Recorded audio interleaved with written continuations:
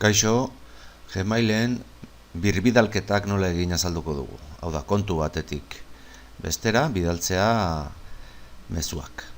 Kontu batera iristen diren mezuak, zuzenean bidaltzea beste batera.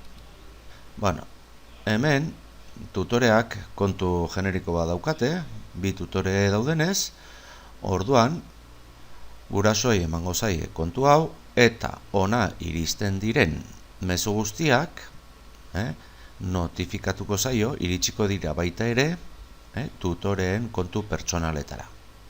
Gero erantzuteko komeni da hemendik erantzutea, eta mezu guztiak, bai sarrerakoak eta irterakoak ere, hemen bilduta geldituko dira.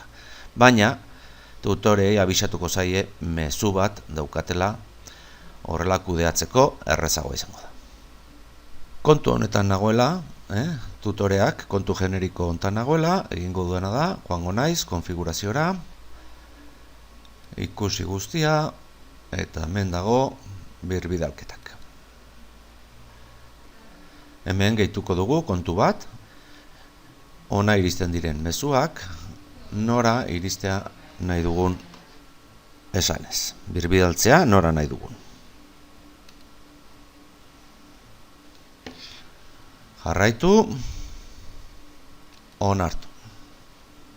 Beste bat nahiko bagenu, beste bat jarriko genuke.